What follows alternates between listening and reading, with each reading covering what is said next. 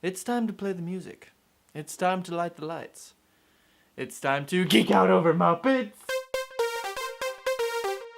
Okay, I'm gonna try to be professional and look at this from a non-subjective perspective. I'm gonna try to review this movie like a film critic and not a huge Muppet geek.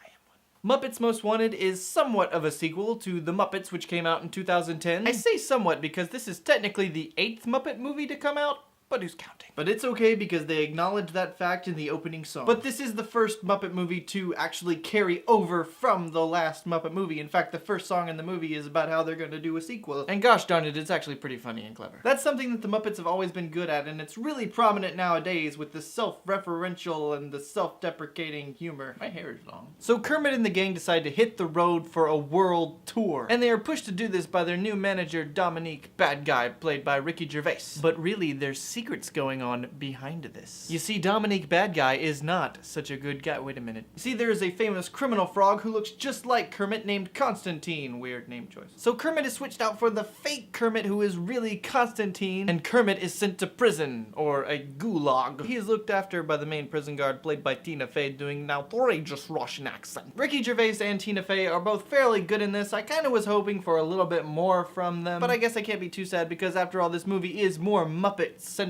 than the last one. That was my main beef with the last one. I didn't want to see a movie about Jason Segel and some yellow guy named Walter. I wanted to see a Muppet movie about the Muppets, and that's exactly what you get here. Now, do the side actors shine as much as like Tim Curry in Treasure Island or Michael Caine in Christmas Carol? No, but they're not bad. They're not bad. Ty Burrell also has a side part in this as a French detective who is trying to figure out what's going on, even though he is basically doing his best Inspector Clouseau impression. He does have some of the funniest bits in the movie, though it is at the French's expense. There are a lot of songs in this. I mean, they probably broke the record for most songs in one Muppet movie. And while none of them are that particularly memorable, they are funny and they do have that Paul Williams kind of bounciness to them. All the songs are once again done by Brett McKenzie of Flight of the Conchords, and they have that wonderful sort of nice Muppet feel and still very funny. There's a lot more of just Muppet camaraderie in this one. It gets back to what's funny about these characters and why we like spending time with these characters. And while I'm in that category, let me just complain for a minute about Walter. He was just a plot device for the last movie, and his part in this movie could have easily just been played by Gonzo.